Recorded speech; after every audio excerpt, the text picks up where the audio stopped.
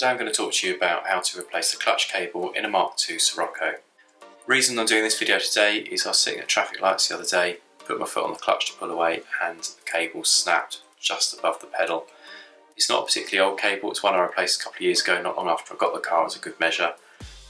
So I suspect it's been rubbing on something.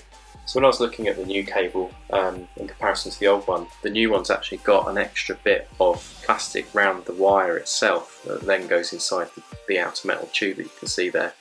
I think what would happen in the old one, where it's at a slight angle, the metal cable has been rubbing on the metal edge of the inner tube there. It didn't have the plastic on it, so I can only imagine this one's a slightly different spec, perhaps better. So I did notice that the bracket that holds the cable in place has actually vanished. It's not fixed on as such, it's only really held onto the end of that cable by tension. So when it snapped, it's obviously going to have gone off somewhere in the road. Wasn't able to retrieve it, so I had to order a new one. It was only a couple of quid. It comes in the 3 parts, the rubber bit, which attaches underneath the clutch lever. There's a kind of metal box that goes over that, and then the piece that goes around the end of the wire with a bit of a nipple in it, and the end of the cable sort of sits in there. So just check that you have still got this. If you haven't, order it as soon as you can with the cable. I didn't, so I had to wait an extra couple of days, which was a bit annoying. Just note the order these are in as well, because that is how they are fitted onto the gearbox. So to remove the old cable, you probably only need to undo a couple of cable ties. Mine was sort of threaded round the top of the engine, underneath the air filter, and down into the gearbox. So loosen it up, and if yours is a snap like mine was, it will be very easy to pull out once you've done that. If you are just doing it because your old one's loose, then of course you need to detach both ends from the pedal and from the clutch lever end.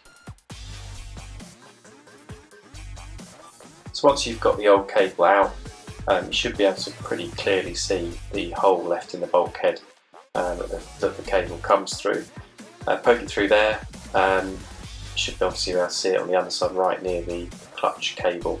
I'd recommend doing this step first, because once you've got the other end on, it's going to be a lot harder, even with all the adjustments, to pull it forward enough and get it over the top of the clutch pedal. So this, I think, will make it easier for you. So once you have got the cable through the bulkhead, you'll want to look at trying to attach it onto the top of the pedal.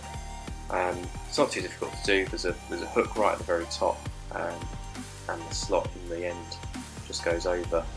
And there is obviously a little bracket inside of that just to hold it in place. But once it's hooked over, once it's under tension again, that will stay in place quite happily. It's not actually that easy to see what's going on up there, so just to check it's in place, pull it back towards the bulkhead, and once it's under some tension, when we finish this, it will stay in place. So on the front of the car, just loosely put the cable through the hole on top of the gearbox, and I just want to make sure that the grommet on the bulkhead is in the right position, so a straight line across the top, because once the cable's under tension, that'll be quite difficult to adjust. By the gearbox, you should have a rubber grommet on top of the cable goes through, and the adjustment then sits on top of that. It's quite important to have that in there. Once the cable's through that hole, it'll just line up on the lever that actually pulls the clutch in and out, and that's where the 3-part fastener that we spoke about earlier is going to sit. First thing to do here is get the rubber washer in place. If you stick it on the underside and push the flange through, it should kind of hold itself in place. Now I found that the lever that we're fastening the cable onto needed a bit of support pushing up from underneath, just to get the cable through. So I'll use the jack, so you get somebody to hold it if you've got somebody else with you, but you use the jack to hold that up, which made it a little bit easier than threading everything through. Now once I did get the cable through, I put the metal bracket over the top, and I also put the holding plate over the top of that.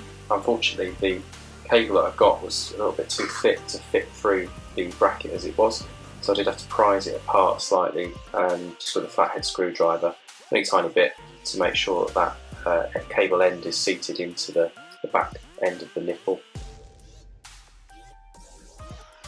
So to make sure we've got the right tension, unscrew the white adjuster just above the gearbox, and then lock that in place with nuts just above it. And you kind of want to get it so that it holds any slack in the clutch lever itself, so that the pedal's nice and firm at the other end in the cabin.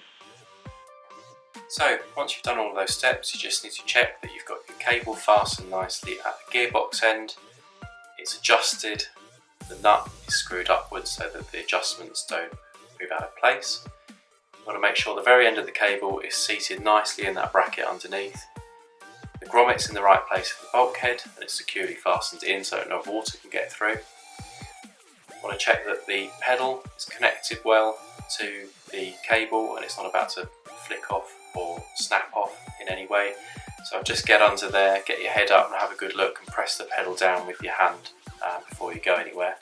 Once you've checked all that and you're happy everything's secure, you might want to fasten your new clutch cable in the engine bay with some cable ties as the old one was, but that's up to you. Once you're happy with everything, you're good to go.